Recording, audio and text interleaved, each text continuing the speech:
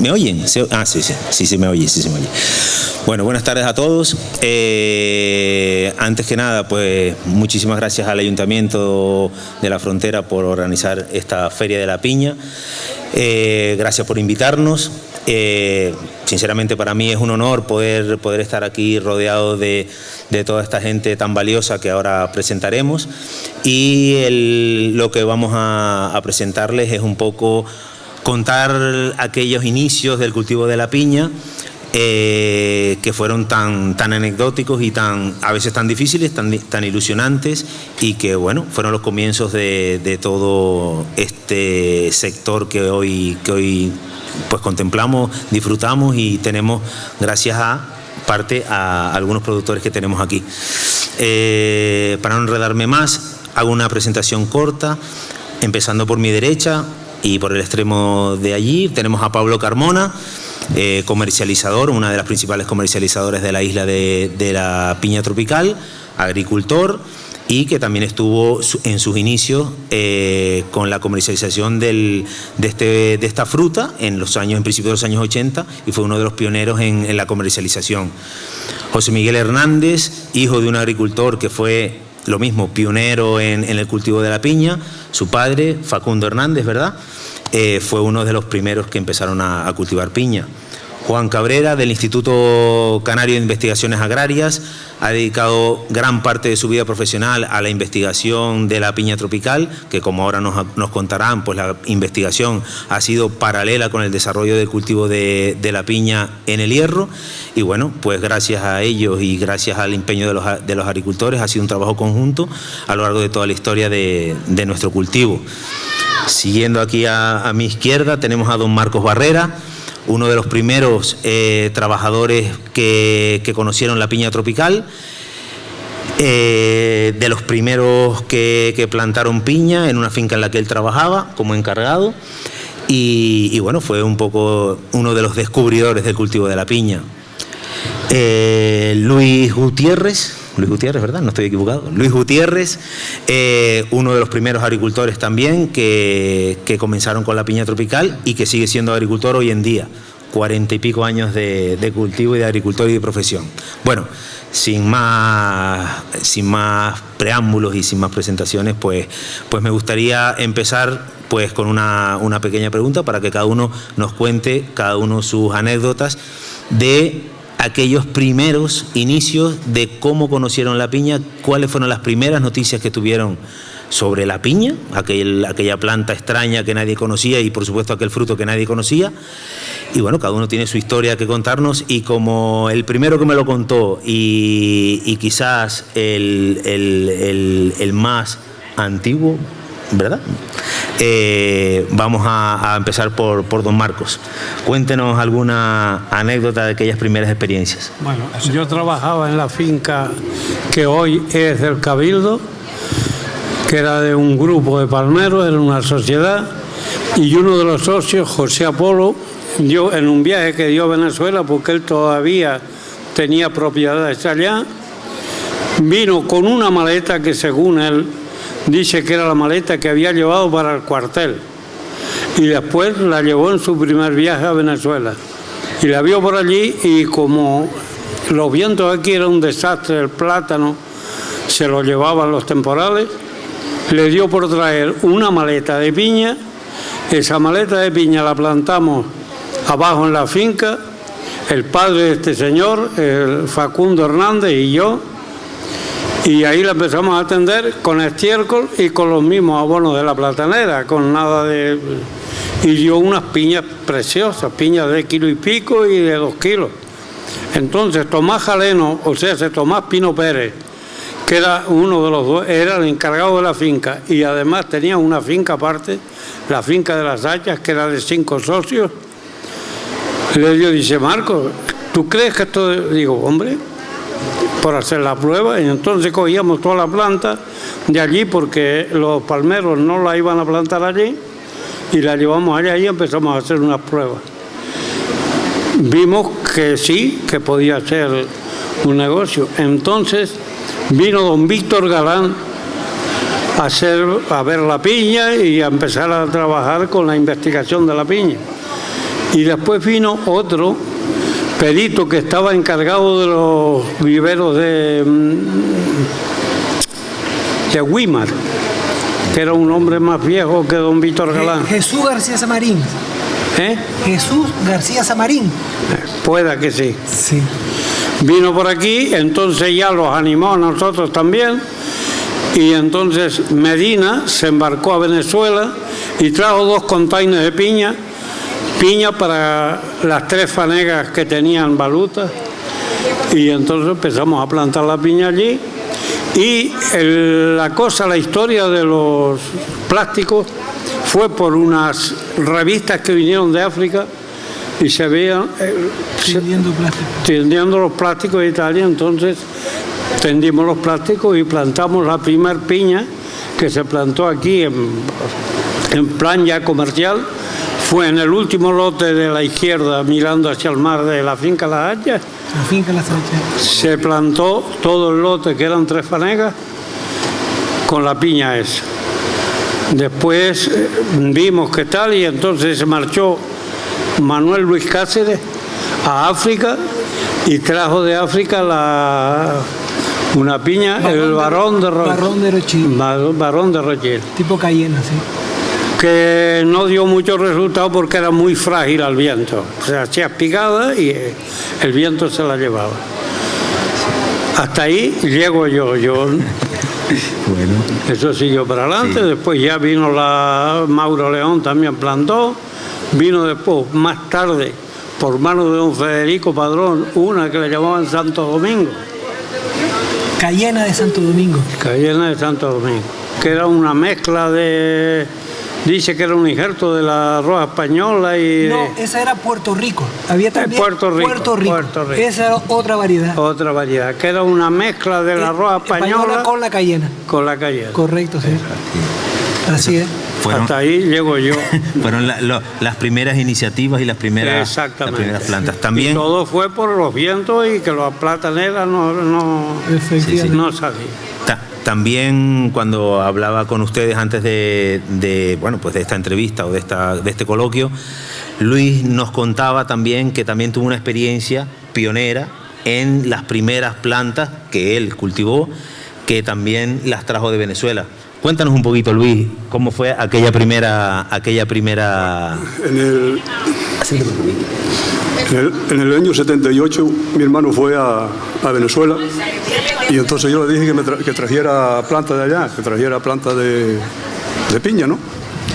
Y perdona que te interrumpa, y ese interés por decirle a alguien, tráenos piña. No, porque yo había visto unos 15 o 20 matas abajo en los palmeros, y entonces le dije que trajera planta de allá. Entonces trajo planta de arriba de la corona de la piña.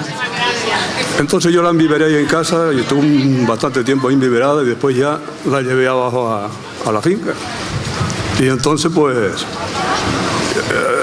sí que se dio bastante bien. Esa fue la primera, y yo ya después de ahí saqué planta y sembré allí como 200 metros, una buena fruta. Tenía la roja española, tenía la cayena lisa y otra le decían andina, que era una piña morada grande. Tenía las 3 variedades y se dio bastante bien. Y después, mandaron estas tres variedades. Toda mezclada allí, yo la planté sin saber cómo se sembraba eso tal, y la acerté más o menos al marco que se está haciendo ahora, pero sin más. Por intuición. Sí, por intuición. Después ya cuando se fue Medina allá a Venezuela, porque trajo no para ellos solo. Yo no sé si intervino el Cabildo también en esa época, y trajeron bastante planta, ¿no? Entonces cuando ya después se plantó directamente a las fincas ya en plan comercial. Y yo ya traía, por ejemplo, yo estuve en la Escuela Capataz Agrícola Las Palmas, y el tema sembramos fresas ya con plásticos, así como se siembra la piña ahora. Entonces yo ya traía entonces yo abajo, con esa idea, puse plásticos y planté ya la piña así también. Claro. En esa época ya estamos hablando ya sobre el del 82 sería, o puede ser, o por ahí. No, la piña abajo llegó por los años 70. No, Sí, 70. pero cuando él dice... La forma masiva fue más adelante, al principio de 80. 82. Pero en el 78 más o menos fue No, en el cuando 78, trajiste en el 78 yo traje ya la primera planta que trajimos. esas plantas que trajo de Venezuela. Eso en el 78. Como anécdota. En la década de los 70 vino la de las palmeras abajo. Esa paleta de piña. ¿En la década de los 70. De los 70, finales de los 70. Pero después ya masivo ya fue por el 81, 82. Claro, cuando ya se... Efectivamente. cuando ya- 81-82 fue esa importación masiva en la que intervino el Cabildo, y más que el Cabildo fue desde el ministerio, que en ese momento Federico Padrón, que fue senador de la Isla de Hierro, Felipe Miralles, que estaba en el Ministerio de Agricultura en la sección de fitopatología, lograron conseguir permisos para hacer una importación masiva desde fuera. Y se hicieron varias. De Venezuela sobre todo, de Guinea-Conakry, la que trajo Manuel Luis Cáceres, de Puerto Rico, de Venezuela, y venía cerca de Colombia, porque había material, que Colombia está muy cerca de Venezuela, y había material que era la andina y toda esa venía de una zona más próxima a Colombia. Y ese material dio permiso la Fito de Madrid, porque en ese momento no estaba la Consejería de Agricultura, no había como está hoy organizado la administración en las islas, y consiguieron, con el visto bueno del Ministerio de Agricultura, ir a buscar ese material y encargarlo y tal. Y se trajeron del orden de 2.500.000 plantas, que se dice pronto para aquella época. Y fue esa planta que se trajo después, se desinfectó, se hizo todos los tratamientos fitosanitarios con la fito interviniendo, controlando el no introducir plagas de estas zonas tropicales. Era un cultivo nuevo y había que, por todos los medios, evitar que se introdujeran plagas acompañando el cultivo. No sé si en ese momento o antes, en algunas introducciones que se hicieron, se introdujo una plaga que tenemos hoy, que es la cochinilla, la que más lata nos está dando. Pero otras muchas plagas que en ese momento conocíamos que había de taladros de la fruta, de taladros de la planta, se logró no introducirla. Entonces eso se hizo dentro de lo que en esa época se podía hacer muy bien hecho, se hizo unos controles muy exhaustivos, y ya los agricultores pudieron disponer de distintas variedades de plantas, de piña. Y a partir de ahí, lo que es la roja española fue predominando sobre las otras variedades. La Barón de Rochil que citaba, la andina, todas esas quedaron atrás porque se vio que era de menor interés que la roja española. Pero la roja española venía de distintas procedencias. Entonces, hoy tenemos un material de roja española que tampoco es homogéneo. También vemos que hay diferentes tipologías de roja española. Y fue una época muy interesante donde estaba todo por descubrir, todo por hacer, desde cómo comercializar la fruta a cómo producirla. Y es verdad que los agricultores, con su ingenio y con su trayectoria, pudieron avanzar muchísimo en poco tiempo. Y ya en los años 84, 85 había una producción muy importante de fruta en el Hierro. La primera que trajeron fue desinfectada abajo por mano de esta gente, porque vino media clandestina. Sí. Y entonces no se pudo bajar de los containers, sino tapar bien los containers y mandarle un gas dentro. Bromuro de metilo, en aquella época permitido, que era un gas muy fumigante. Incluso algunas partidas llegaron a perderse mucha planta por el tóxico. La planta La toxicología. a los 2 días se sancochaba todo. se desancollaba la planta y había que hacerlo con precaución para se la cargaron. Ahí se le Yo me pusieron acuerdo que perfectamente cuando de eso. sacamos la piña pensábamos que no iba a pegar, pero salió todo. Sí. La suerte es que la piña es una planta dura, es dura. Y soportó esos tratamientos bastante fuertes que se hicieron. Sí. José Miguel era un niño, ¿verdad? Pero recuerdas anécdotas de aquella época, ¿verdad? Sí, claro. La voy a recordar. Yo empecé a trabajar con 16, 17 años con Manolo el Palmero, Manuel Luis Cáceres, que hoy debería estar aquí con nosotros y no lo está, que es uno de los mayores productores de esa época, porque es el que más terreno tenía y más que se plantó. Y él nos mandó, porque abajo donde se estaba, bueno, los containers, para decirles, se descargaron todos en la finca en la casa de Roberto Ventura o Antonio Rodríguez, o más conocido por Capirote. Estaba todo almacenado ahí en sacos blancos. ¿Cuántos venían en cada saco? ¿Cuántas plantas? ¿Se acuerdan? No. 250 matas por saco. Sacos blancos como los de las cebollas de hoy en día, rojos. Tengo el recuerdo de las primeras, allá en lo de Medina.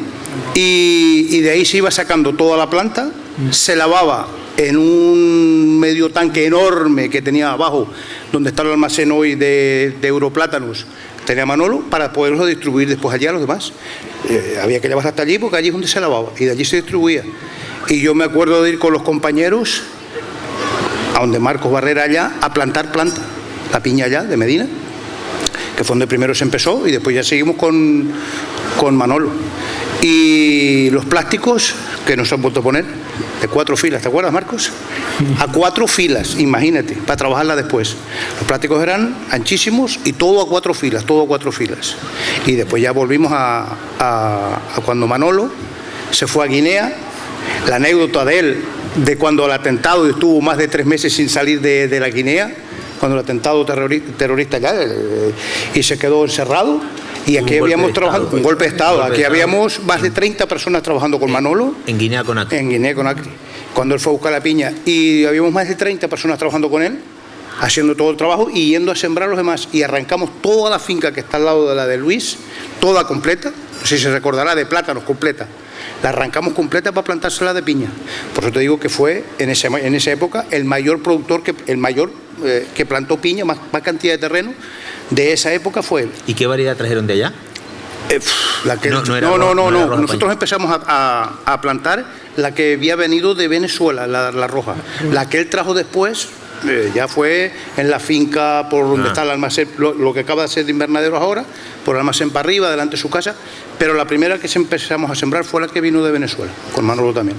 Con Medina, que fue la primera puertas que se sembraron, y después conseguimos con Manolo. Prácticamente estábamos trabajando en todo, porque la gente, la que había, 3 o 4 que tenía Medina, con los plátanos, había que hacer un montón de entonces íbamos allí, con la persona que estaba allí con nosotros, había una mujer, creo, que estaba pendiente a los tanques, a los venenos y a todo eso, que es la que, para poderlo sacar, porque esa piña, mucho de estropeada, ¿verdad? Como decían, sí. Porque también estuvo una cuarentena en Tenerife, 40 días en Tenerife, encerrada presentada ahí. Sí, de cuarentena. Hasta que llegó aquí y se descargó ahí, encerrada, cuando ahora tú haces un montón y al cabo de un mes se te arde por debajo. Imagínate en sacos metidas dentro de unos garajes, la cantidad de piña que había metida en sacos ahí dentro. Y tú la mirabas y dices, ¿qué voy a sembrar? Así, seca, así para verle las hojitas verditas dentro y el tronquito como mi dedo, duro. Es lo único que sembramos, así de ese tamañito así. Pero salió adelante. Y es lo que tenemos. Y gracias a eso, porque si no el viento aquí arruinó a muchísima gente, la llevó a la quiebra, arruinó casas de familias completas y ellos lo saben. Perdieron todo por eso. Entonces, a raíz de ahí, pues bueno, Dios guarde las cabezas que empezaron a buscar cositas alternativas para que esto siguiera funcionando, para que la Isla del Hierro siga teniendo un motor que mueva esa carrocería. Porque sí. Decía Juan esta mañana que, recordando aquellas dificultades tan enormes que teníamos, ¿verdad? Cómo no íbamos a superar las dificultades que tenemos hoy, ¿verdad? O sea, son irrisorias con respecto a esas dificultades que tenías por delante. Los que estamos todavía luchando con eso, y los que tenemos algún pequeño terreno y seguimos luchando y buscándole soluciones, tenemos que seguir adelante, porque que si no, un coche sin motor no funciona. Y el motor tenemos que seguirlo reparando hasta que buscar la solución final para llegar a su sitio. Es verdad que la administración, como dijeron antes por ahí algunos, va muy por delante de lo que vamos nosotros y no van a par nuestra. Entonces nos van dejando por detrás y nos quedamos a gente por el camino, porque se aburre uno. ¿Entienden? Yo entiendo que esto hay que quitarlo, pero me lo tienes que ir quitando poco a poco y me tienes que ir buscando una solución alternativa o media alternativa para que el golpe no sea completo, sino que sustituya. Que ya va sustituyendo algo antes de tú quitarme otra cosa. Por ahí es por donde deberían ir las cosas, pero eso va a cargo de las instituciones, que para eso son los que están, para eso los ponemos y para eso cobran. Es decir, esto es la ley, pero yo tengo que ponerle alguna cosa media parecida que la ley me lo permita antes de retirarle esto. Pero en este caso no es así. Ellos van muy por delante y después los demás se van quedando por el camino. Hablo de la piña o de lo que cualquier otra cosa que sea. Respecto a volviendo un poquito a las importaciones de aquella época, que fueron toda una hazaña, porque en aquella época, con las comunicaciones que había, aquí, estando en la Isla del Hierro, ser capaces de importar contenedores llenos de material de Sudamérica o después de África, de Guinea-Conakry y tal, pues eso fue toda una hazaña. Luis nos contaba una anécdota que ellos tuvieron que luchar e incluso desplazarse a Tenerife. Cuéntanos que en una importación de material. Félix Padrón, Félix Ucho, también trajo con el hermano, le mandó una bastante cantidad también de allá de Venezuela. Y entonces yo en ese tiempo andaba también metido en la política y lo fuimos para allá al aeropuerto del sur, porque venían en avión y entonces pues iban a quemarla, iban a llevársela arriba para allí, para Guimar y a quemarla. Entonces, en esa época... No tenía los permisos, y perdona que te interrumpa. Pues yo de permisos tampoco, claro. Si ya para tanto ahora no sé. Claro, sí, entonces, en esa época estaba Eligio Hernández de delegado del gobierno. Y yo más o menos tenía poco acceso y fuimos allí al gobierno civil y batallando, que si después, que por medio de la universidad también intervino ahí, no sé qué. Entonces, al final no la quemaron, entonces la trajimos para acá también. Sí que, pero ya iban a quemarla, iban a llevarse a la barriga para Guimar y venía una cantidad también buena de piña. Sí. ¿Y se desplazaron de aquí a Tenerife? Hombre, claro, aunque sea para intentar salvar. Correteando para allá y para acá y al final la salvamos. ¿Eso fue cuando estaban ya la cooperativa funcionando? Sí. A través de la cooperativa. Sí, no, pero yo creo que más bien fue Ucho, el que fue más bien como iniciativa particular. Se la mandó el hermano de allá, pero venía cantidad también. Pero claro, ya después fue de esta, sí, la cantidad buena. Sí. Pero se la iban a quemar. Vale. En esas iniciativas que al final tuvieron los agricultores herreños, buscando alternativas a la ruina que fue pues aquellos temporales de viento que azotaron el plátano, pues cuando ya se vio que eso podía suponer una alternativa, paralelamente después se incorporó las instituciones, ¿verdad? El Instituto Canario de Investigaciones Agrarias, para ayudar el desarrollo de las técnicas de cultivo. ¿Cómo fueron cómo fue aquellos contactos con aquellos inicios? Fue un trabajo paralelo, porque el Instituto Canario, que en aquella época era el Centro Regional de Investigación Agraria del Ministerio de Agricultura, no es como ahora que depende de la Consejería, pues tenía un organigrama que venía de Madrid. Es decir, había varios centros del Ministerio, uno era el que estaba en Tenerife, en Canarias, y había un departamento que se creó específico de frutales tropicales. Hacía mención a Víctor Galán Sauco, fue el primer director de ese departamento. Él hizo su tesis doctoral en Hawái. Conocía bien el tema del cultivo de la piña y sabía cómo era un cultivo, había una experiencia detrás, ¿no? Y él ya había traído material de distintas variedades de distintas zonas del mundo, de Guadalupe, Martinica, islas francesas que tenían colecciones de material vegetal, se había traído al instituto. Y en el instituto teníamos colecciones donde llevamos al campo ese material. Yo me incorporé en el año 81, tenía 22 años, me incorporé a estudiar la piña, me contrataron específicamente para estudiar la piña. ¿Por qué? Porque ya se veía el movimiento que había en el hierro y el interés que había en el hierro por desarrollar el cultivo. En otras islas también hay agricultores de Tenerife, por ejemplo, que hicieron ese mismo movimiento de traer plantas en maletas, irse a Venezuela y traer plantas en maletas porque en aquella época no había las restricciones que hay hoy, ni el control que hay hoy, gracias a Dios, para importar material de esa forma clandestina, como estamos hablando, entre comillas, clandestina, y se puso toda la fuerza en apoyar el desarrollo del cultivo. El desarrollo del cultivo era conocer las variedades, la inducción floral, me acuerdo de la finca La Saya, ir a ver cómo inducíamos las piñas a florecer, hacer las primeras pruebas con distintas hormonas, con el carburo cálcico, más tarde con el etrel como un producto ya comercial estandarizado. Es decir, había mucho desconocimiento sobre el cultivo y había que poner todas las técnicas a punto. Y eso fue una labor en donde se implicó los productores, se implicó el instituto y la administración. Unos años más después, pues ya estamos hablando el cultivo desarrollado, las prácticas de cultivo estandarizadas hasta cierto punto bien conocidas por los agricultores, venía un problema, y el problema era que en España se estaba abriendo también a la frontera a la importación de frutas de otros países que hasta entonces había estado muy cerrada, y se iba a importar piña de Costa de Marfil, de otros países, a España.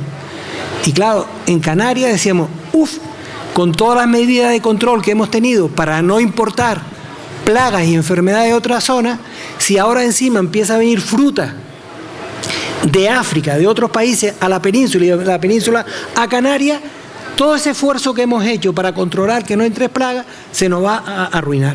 Entonces se luchó mucho por promulgar esa ley que hoy del 87, que hoy nos está defendiendo de que no entre fruta ni material vegetal de otro sitio con esos riesgos que se pueden correr. Y eso nos ha defendido muchísimo, porque se estableció esa barrera sanitaria, pero hasta un punto también bastante importante comercial. Es decir, hoy podemos producir piña para Canarias y desde el Hierro fundamentalmente, abastecer un mercado que es nuestro y que sería una pena perder, con todo el esfuerzo que se hizo desde esta isla de muchos agricultores pioneros y que están haciendo hoy en día. Una pena que se pierda, porque si esa ley cae, desaparece el cultivo, pero de inmediato. Ya ni virus ni nada. Entonces hay que tener muy cuidadoso, ya lo que se hacía antes de traer material, eso no se puede hacer, porque entonces estamos destruyendo nuestros propios argumentos para que esa ley esté ahí funcionando. Es decir, que ese camino también hay que reconocerlo, porque ha sido el camino de por qué está el cultivo y se mantiene el cultivo, y la necesidad de seguir produciendo y de alguna forma superar los valles que hay, pero que son irrisorios, como tú decías, Rubén, con respecto a los que había en su inicio. Es decir, hoy estamos en mejores condiciones de poder propagar plantas saneadas, de usar laboratorios de cultivo in vitro que antes no existían, para poder hacer aquí material sano, con buenas características, y que los agricultores puedan abastecerse de ello. ¿Ha sido un abandono de las instituciones? Sí. ¿Ha sido una dejadez de los agricultores? Sí. Es decir, porque podemos echar culpa, pero eso no soluciona nada. Lo que hay que trabajar, porque entre las administraciones, que yo creo que está convencida de que hay que apoyarlo, y los propios productores, vuelvan a retomar esa ilusión por plantar y por tener producciones que sean capaces de llegar al consumidor con un producto de calidad, diferenciado, y que estemos todos orgullosos. Los herreños de producirlo y los canarios de tenerlo y consumirlo. Y eso es una labor de todos, está claro. Indudablemente. Ahora nos queda la parte un poquito de que no hemos hecho referencia a, pues cuando ya teníamos un poco el cultivo, teníamos 15.000 plantas, ¿no? ¿Cuántas? 2.500.000 plantas. 2.500.000 plantas. Claro, tenemos un cultivo nuevo, una fruta nueva, un producto nuevo, que era desconocido. Nadie conocía aquello que estaba ahí, y que nadie sabía cómo sabía, si iba a ser aceptado en el mercado, aunque, como bien nos decía Luis y Marcos, cuando ellos plantaron aquellas primeras piñas y consumieron su fruto, era un fruto que ustedes mismos se dieron cuenta enseguida. Que yo planté una primero en Picón. En Picón. Vez. Pero claro, cuando había que renovar eso, no era viable, eso no era. Y después ya surgió pero la primera que yo después planté, de aquella que me salió los primeros hijos, que yo después ya planté más, la cubrimos toda de picón. Pero eso no... El picón lo utilizabas un poco con intención... Para las hierbas. Para la hierba, para controlar la hierba. Para controlar la hierba. Pero eso no era... No, claro, sirvió para esa cosecha, sirvió bastante bien. Claro. Pero ya después cuando tuvo no servía ya. Una de tantas pruebas que se hicieron. Bueno, esa fue la primera que hicimos después. Claro. Antes del plástico. Cuando ustedes empezaron a plantar en la finca, lo plantaban... ya con plástico. Sí, pero fue sacado de una revista que vimos de Guinea Conakry que ponían plástico. Un artículo en una revista. ¿Sabes? Un artículo en una revista y las fotografías que había en la revista. Entonces ellos dijeron, aquí lo que hay que buscar plástico, poner plástico para la hierba. Y cuando ya llegó la piña ya teníamos los rollos de plástico en la finca para ponerlos en la tierra y... ¿Y lo de enterrarlos y todo esto? Sí, lo de enterrarlos y tal, ¿cómo supieron que eso había que enterrarlo? ¿Poner la planta? No, enterrar los plásticos, colocar los plásticos. Hombre. ¿Tiene un rollo de plástico ahí? Pues como un agricultor tiene que ingeniarse.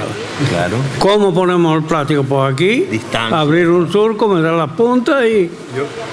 Yo traía la ventaja, ya que ese trabajo lo había hecho yo con la fresa ya. Claro, ya por copia de alguna experiencia de otros cultivos. Pero ya después ya, ojo, dinos otra vez. Lo hacíamos. Claro, con hilos, empezaron ya con los hilos. Con hilos, poníamos hilos y abríamos el surco, tirábamos, porque también se veía en la revista que la tierra que hacían para poner estaba... Como en camellones. En esta forma, ¿no me entiendes? Sí. Entonces, así pusimos el plástico. Pero ustedes también empezaron haciendo camellones cuando lo plantaron. Sí. Pero fue todo por las revistas. Por las imágenes que veían en la revista. Y ya después también por la guía de don Víctor Galán. Yo fui a la finca que tienen bajando por el Boquerón. El Boquerón, sí. Hay que tenían troncos produciendo plantas. Ese era otro de los temas, cómo producir material vegetal a partir de las tocas, de los troncos de la planta. Que después de que vinimos de ella, aquí se hizo un pequeño invernadero allí en la finca Las Rayas y metíamos troncos para sacar plantas. Y en el Cabildo también se hizo un invernadero con mesa. Ese fue posterior. Con calefacción solar para darle calor en invierno y que la planta fuera más rápido, y ahí también se obtuvo mucho material vegetal de propagación. Porque cuando ustedes estaban cultivando aquello, la pregunta era, ¿y después cómo seguimos plantando? ¿No? ¿Cómo seguimos plantando? Claro, nosotros las pruebas las estábamos haciendo en tierra, las poníamos en fila, pero la hierba nos comía. No, las plantas. Claro, las plantas sí, pero las plantas sí. Y siempre con el ensayo que matando la hierbita pequeña, porque otra cosa, después vino ya un producto que quemaba la hierba y a la piña no. Herbicida. Era distinto, ya le quemábamos la hierba con el líquido. Pero al principio no, con una de esos de jardines, íbamos matándole la hierba, era poco, era una huerta como esta. Y ahí vimos que daba, y ahí fue cuando ya ellos se decidieron ir a Venezuela por ver. Claro. La idea de los troncos para producir más plantas, enterrarlos. Eso fue sacado de que fuimos allá a la finca y vimos y tal, y cogimos y copiaron un poco la idea y la materializaron aquí. La planta fue ya de ahí, de la finca esta del Boquerón. Sí. Pues volviendo un poco a tomar el hilo de la comercialización, vender un producto desconocido, ya empezaban a funcionar, ¿verdad?, la cooperativa para llevarla a Tenerife. Sí, la cooperativa, claro, ya funcionaba, pero como nuevo producto. Claro, la cooperativa comercializaba plátano. Sí, pero claro, ya después, si estamos eliminando los plátanos, teníamos la alternativa de la piña. Sí, y llevaron la piña a Tenerife primero que nada. Claro. Que era donde intentaron. La producción fue toda para allá. Sí, para Tenerife y Gran Canaria. Sí. A raíz de esto, o con estas anécdotas, Pablo me contaba algunas dificultades que se encontraban en aquella época para la hora de comercializar, y bueno, ahí fue un poco sus inicios con su contacto con el hierro como comercializador. Sí, efectivamente. Cuéntanos. Yo no llegué a los inicios, como están hablando, en los años 80, yo llegué un poquito posterior. En el año 83 ya me llamaron de aquí 5 agricultores, precisamente de la finca Las Hachas, Manolo Pino, Medina, Tomás, el cuñado, que es el cuñado de Oera, para descansar. Efectivamente. Medina. Me llamaron por la gran dificultad que había con la comercialización de la piña. Yo ya estaba comercializando en ese momento en Gran Canaria. El fuerte mío en eso era el aguacate, Entonces ellos me llamaron a ver si yo era capaz de vender la piña, porque estaba muy mal. O sea, la cooperativa en aquel momento no era capaz de comercializar todo el producto, pero no era culpa de la cooperativa. Es que el producto, la piña tropical en Canarias, no se conocía. Tú le decías a algún cliente de piña tropical, no sabía lo que era. La piña tropical en Canarias era la de lata ¿no? Entonces era muy difícil comercializar en ese momento. Hombre, yo tenía la ventaja de que al estar comercializando ya y estar en los mercados, los mismos clientes del aguacate, yo los comprometía con la piña, y entonces por ahí empecé. Por contar una anécdota, en esos momentos llegaban los camiones a Merca Las Palmas, que aquí el transporte que estaba era el que iba a Gran Canaria, no a Tenerife iba a otro, que era el de Juanito el Rubio, un Mercedes viejo que tenía. Se descargaba en Merca Las Palmas, me acuerdo que era en la nave B, en los pasillos, y llegaba el siguiente camión a la siguiente semana y prácticamente la piña estaba todo allí, porque no se vendía, o sea, era muy, muy difícil vender. Pues ahí empecé yo con la piña, entonces yo ya me desplacé al Hierro, como era lógico, para conocer las fincas aquí, vi lo que estaba pasando, que muchas fincas ya empezaban a abandonar porque no era rentable. Lo primero con el plátano, que tuvieron que quitar los plátanos, y después ya con la piña, pues ya muchas se estaban también abandonando porque no querían seguir. A los 2 años aproximadamente compré las primeras fincas aquí, de gente de La Palma que estaban abandonando y no querían seguir, y también les di ilusión a mucha gente que quisiera arrendarles la finca o darles para que tiraran para adelante con el cultivo, porque todos sabemos que lo más costoso que tiene la piña tropical es el inicio, ¿no? Es el acolchamiento del terreno, es la abonada de fondo, es montar los riegos, y la planta, que en aquel momento tampoco se conseguía. Aquella planta, hoy en día, pues más o menos vamos lidiando unos con otros, pero cuando aquello, la gente que la tenía quería venderla tampoco, o quería cobrar por ella, como es lógico, ¿no? Porque también les había costado dinero.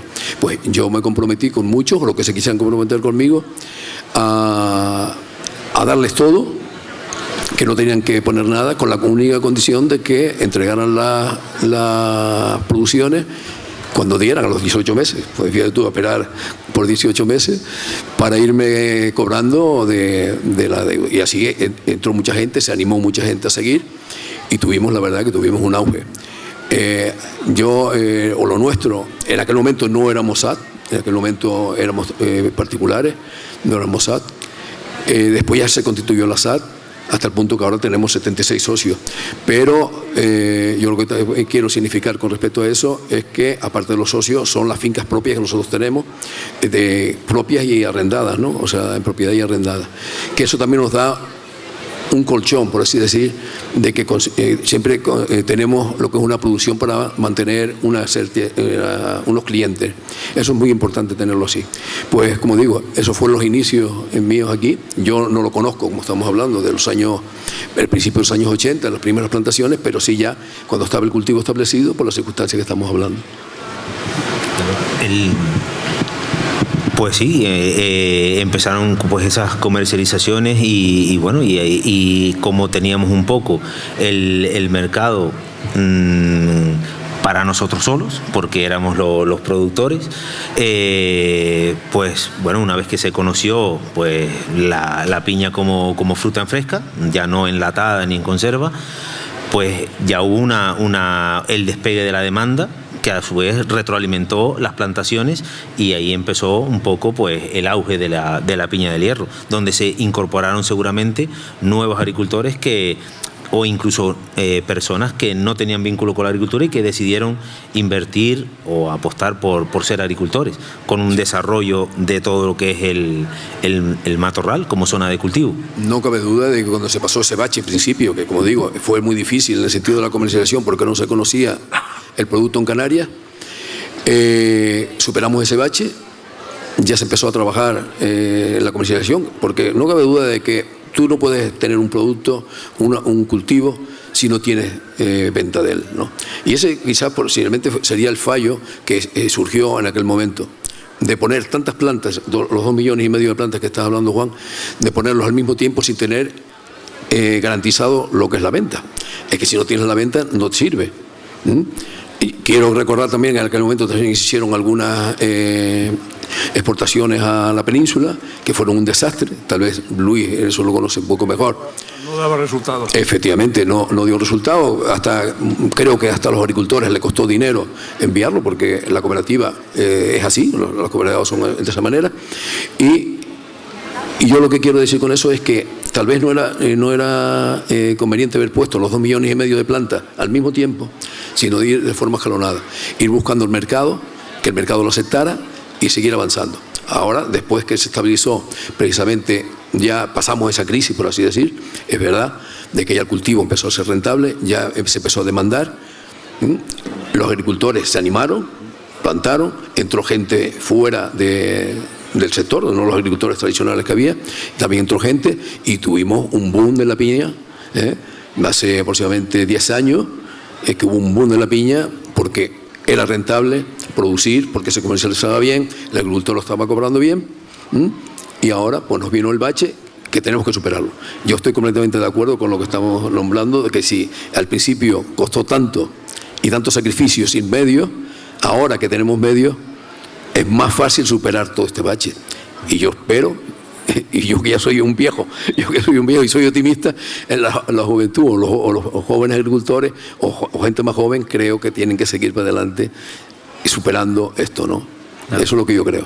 Claro, y sobre todo porque en esos inicios donde el cultivo de la piña era prácticamente desconocido, salvo por aquellos que ya estaban empezando a cultivarlo, recuerdo que me contaban pues que muchos, cuando se interesaban por el cultivo de la piña, acudían a esos agricultores y les enseñaban, les asesoraban, les daban planta, les decían cómo, les prestaban las herramientas, el tractor, y había como una sintonía entre todo el sector ya establecido y la nueva incorporación de agricultores, ayudándose unos a otros, porque evidentemente la piña solamente se cultivaba aquí, no habían otras. Efectivamente, eso es muy importante. Es algo muy en poner en valor. Sí.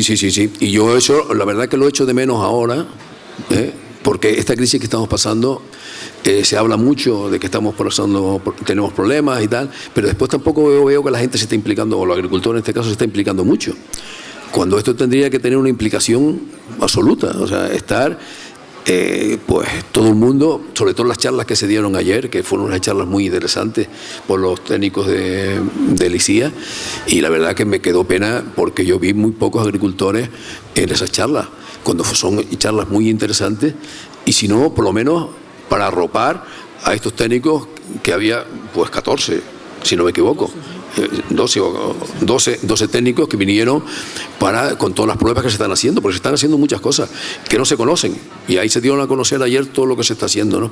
Entonces eso creo de que los agricultores los tenemos que implicar más en esto y tirar para adelante y sacar esto de donde está.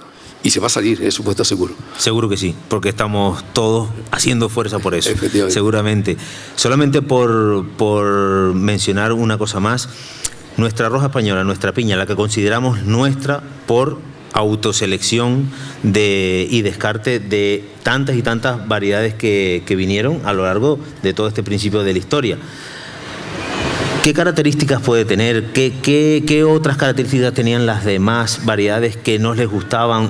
¿Por qué fueron desechando y quedándose con esta variedad que hoy consideramos como la piña del Hierro? Luis. La Cayena lisa era una piña muy simple, una piña era grande, bastante grande, pero era una piña que no tenía el sabor que tiene, el dulzor que tenía la roja.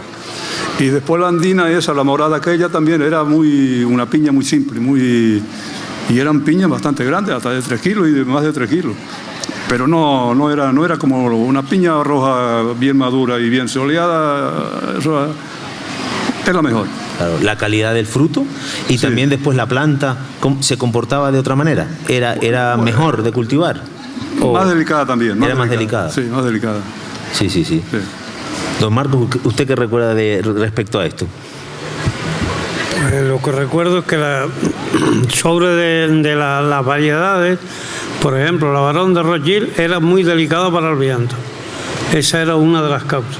Otra, que el fruto no era como la roja española. La roja española tenía más calidad. Visual. Y la cayena, pues lo mismo, más delicada para el viento y más baja calidad. Y yo creo que por eso esas variedades se han ido arrimando a un lado y se ha aprovechado la otra. La que vino de... La MD2. ¿Eh? La última, la MD2.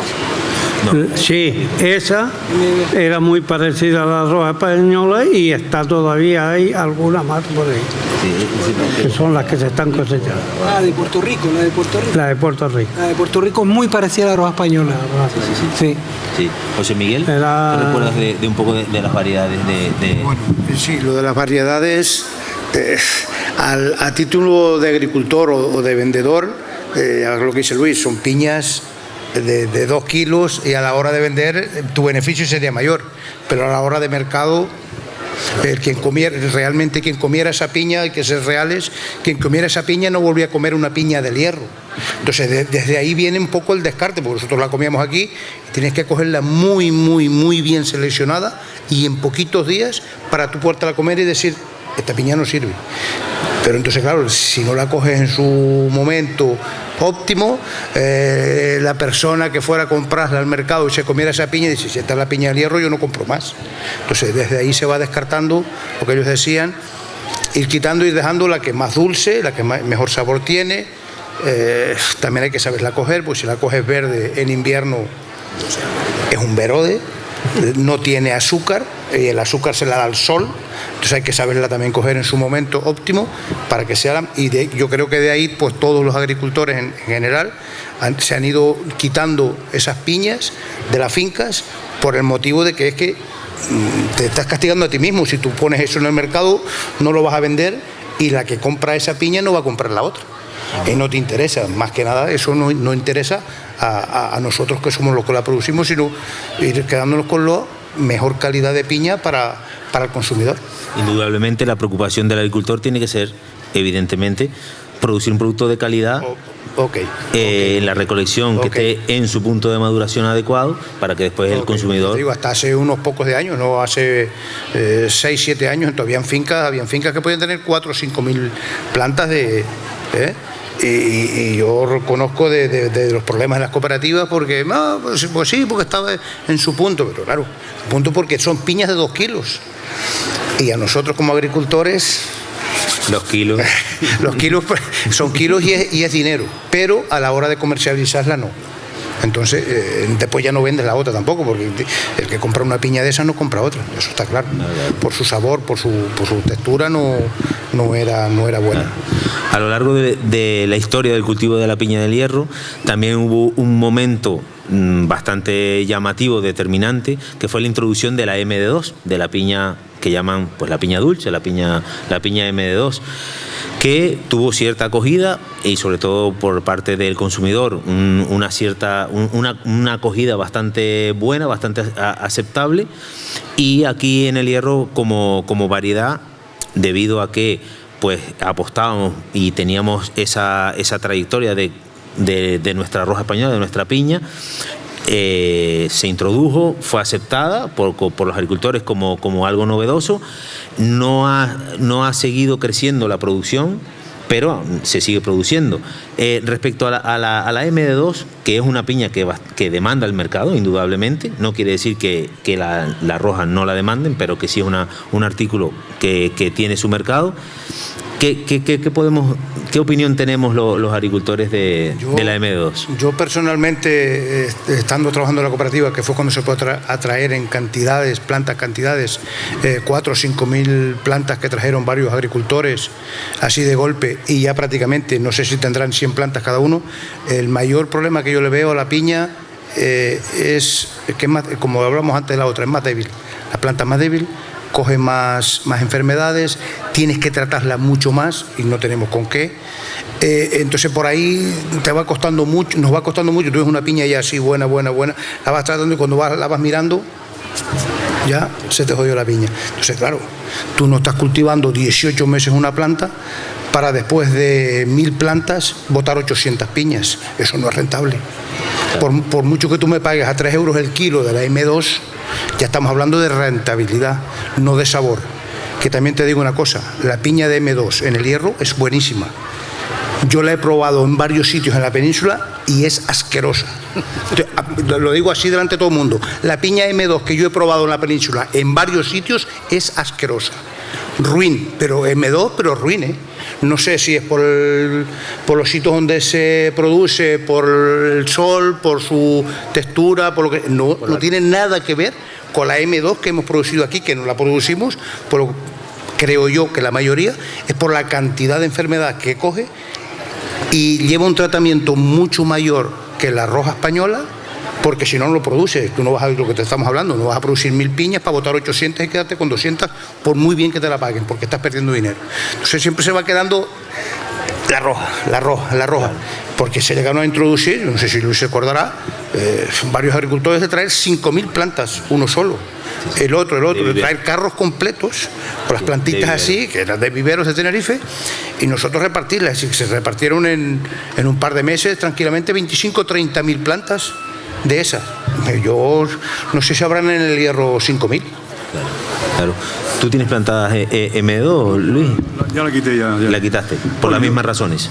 Sí, que no vamos. Pero uno de los problemas de la piña allá en la península es que una te viene en barco y otra te viene ya en avión madura. No creo que sea lo mismo comer una que otra. ¿Es o no? Así es. Yo sabía que venía así. Sí. Con respecto a eso, a las variedades, es verdad que cuando a los inicios, las tipos Cayena, que la M2 es un tipo de Cayena, que se trajeron, no eran los más adecuados para aquí. ¿Por qué? Porque eran frutos muy bonitos de aspecto, pero después a la hora de comer no era lo esperado. No era lo esperado porque también no estaba en su ambiente de cultivo. Es decir, nosotros somos una zona subtropical con un invierno que castiga bastante el cultivo, y estas variedades se cultivaban en el trópico, en el puro trópico.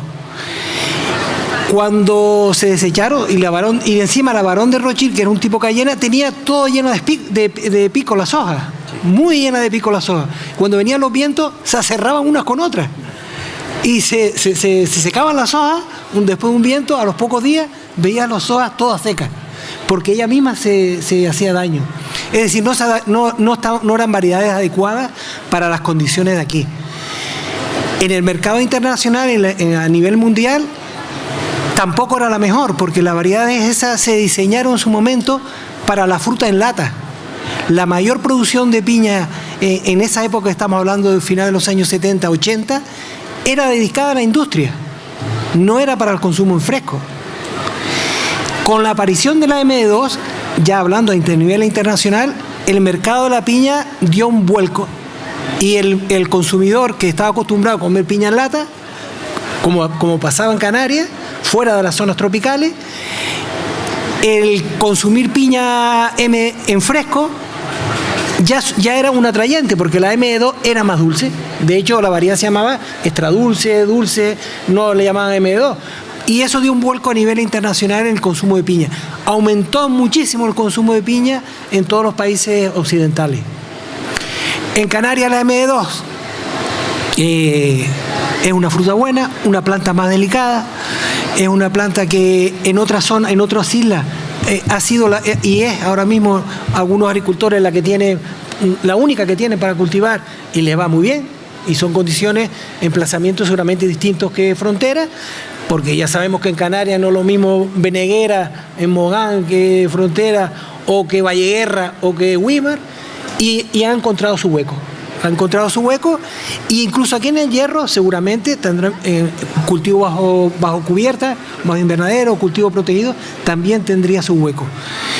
Pero es verdad que la roja española, y si nos vamos a lo que estamos intentando ahora, aprovechando este bache de falta de material vegetal, ir a seleccionar las mejores plantas de roja española, porque todos sabemos también que cuando vamos al campo vemos roja española, unas son más cónicas, otras son más así, una tiene muchos collares de bulbillo, hay variabilidad ahí. Ahora es el momento de ir a seleccionar dentro de ese grupo de roja española que hemos cultivado, seleccionado en el Hierro por los propios agricultores, ir a buscar las mejores plantas. Y esas mejores plantas deberán de ser multiplicadas masivamente, ya liberadas de virus, ya seleccionadas por su tal, y eso nos va a superar, yo pienso que en unos pocos años, nos va a superar este valle que tenemos, con un material en condiciones, y en mejor condiciones que incluso que la originalmente se trajo. Y eso va a ser un revulsivo, si logramos entre todos, la administración apoyando, los agricultores también, sabiendo que es un valle que hay que superarlo y que lleva su tiempo, va a haber un material que va a suponer un revulsivo para los productores y que va a seguir suministrando, incluso mejorando, esa piña que en toda Canarias ya no llamamos piña tropical, sino piña de hierro. Piña de hierro. Y eso es importante. Si me permite, yo lo que quiero decir con respecto a eso, la roja española o las otras variedades, de que nosotros aquí en el Hierro tenemos que seguir apostando por la roja española para diferenciarlos precisamente de esas otras, ¿no? Nosotros la única manera que tenemos, bueno, aparte de la Orden del 87 que nos protege por barreras fitosanitarias y por lo tanto también nos ayuda a la comercialización, pero si queremos salir afuera, y les voy a contar que nosotros estamos enviando a Praga toda la semana un palé de piña de roja española, y allí me consta que la están vendiendo a 12,5 euros el kilo. Si yo estuviera produciendo MD2, yo eso ni loco, o sea, es que no lo puedo hacer, porque ¿cómo voy a competir yo con las que vienen de Costa Rica en Praga o en Madrid? No puedo. En cambio, con esto tengo la diferenciación de decir, esto es distinto. Y es distinto. O sea, la roja española tiene la ventaja, como estamos comentando, de cuando se coge en su punto de madurez, de que es agridulce. Y una piña tropical que no sea agridulce, para mí, no es piña tropical. Por lo tanto, esta podemos denominarla piña del Hierro. Con estas características, con las características de piña agridulce y diferenciada de la otra, que hay que significar de que la roja española prácticamente en el mundo queda aquí en el Hierro, prácticamente. Hay en algunos sitios más, pero a cuestión comercial prácticamente no, solamente aquí. Por lo tanto, eso lo tenemos que seguir conservando y manteniendo hasta que se pueda. Por lo tanto, yo estoy contigo, Juan, de que hay que seguir trabajando con la mano de la administración, pero también los agricultores tenemos que apoyar y poner nuestro granito de arena para que esto siga, y que no esperar que nos den todo hecho, porque así no sirve tampoco, ¿no? Indudablemente. Bueno, pues tenemos que ir acabando ya. Nada, un poco en resumen, pues de todo este conocimiento que tenemos y de muchos otros agricultores que pues lamentablemente ya no están entre nosotros, que fueron los pioneros de todo esto, de lo que hoy disfrutamos, y pues con los que todavía contamos y seguimos con las nuevas generaciones de agricultores y con gente tan entusiasta como Pablo, que apuesta por este sector. Pues lo único que tenemos como conclusión es que después del esfuerzo tan tremendo que hicieron cuando las dificultades eran de verdad dificultades, que hoy no seamos capaces de pensar que esto se va a encaminar, pues indudablemente, claro que sí, solamente falta un poco de voluntad y el apoyo lo tenemos de las administraciones, de la investigación, y seguro que esto va a salir adelante, y dentro de un año vamos a poder hablar de que todo se ha recuperado y que es un anécdota más de la historia que contar y seguir contando en mesas como este. Claro que sí. Yo sí lo creo, porque cuando se empezó en la época de Marcos, de mi padre, de toda esa época, no habían peritos como tú en este caso, trabajando o ayudándonos o diciéndonos cómo se hacía, porque en esa época no los había o no había nadie trabajando en la administración pública para eso.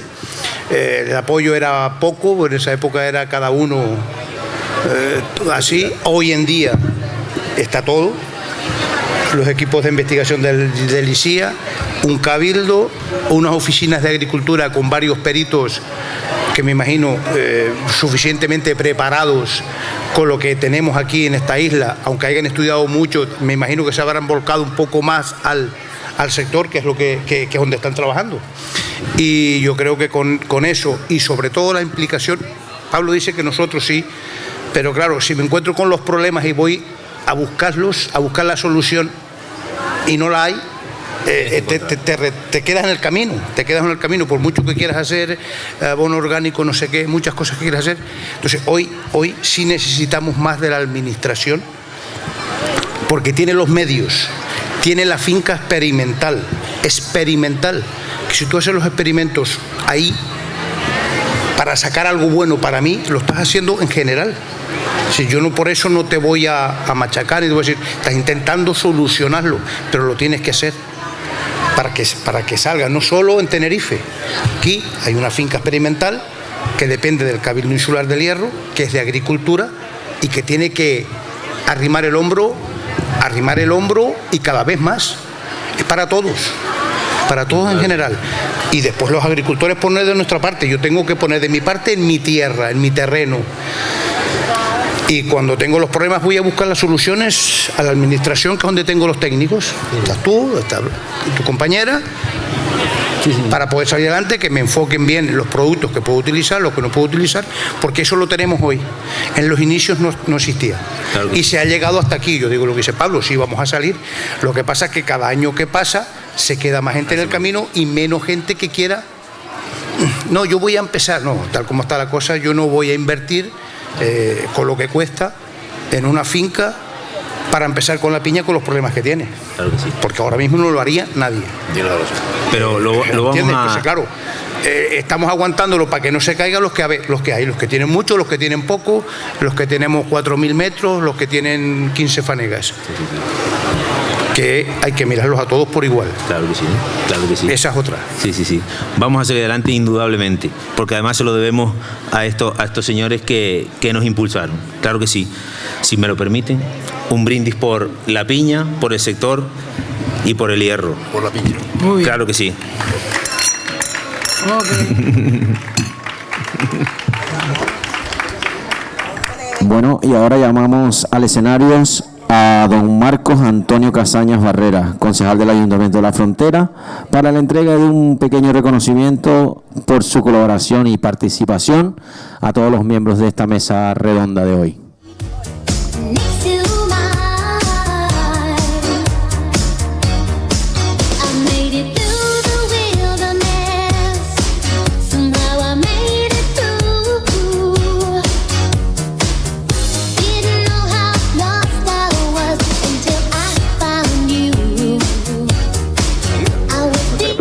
Sí, no, antes de darle los premios del reconocimiento, agradecerle esta placentera tarde que nos han ofrecido por habernos dado pues su visión, su experiencia y su visión futura de esta realidad por la que todos estamos implicados, en este caso pues las autoridades, técnicos también de la consejería, del cabildo y ustedes como agricultores y comercializadores.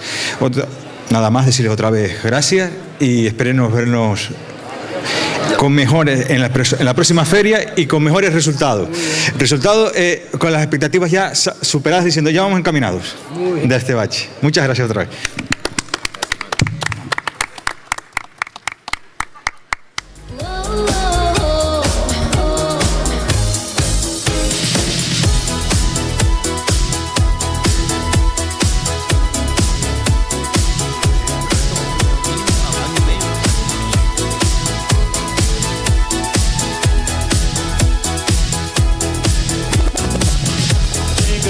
In square rooms, a human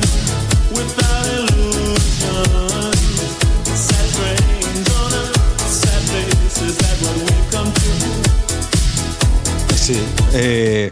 Bueno, para que sepan, es un pequeño obsequio que le da el Ayuntamiento de La Frontera, es en reconocimiento por su participación en la segunda edición de la Feria de la Piña de La Frontera 2024.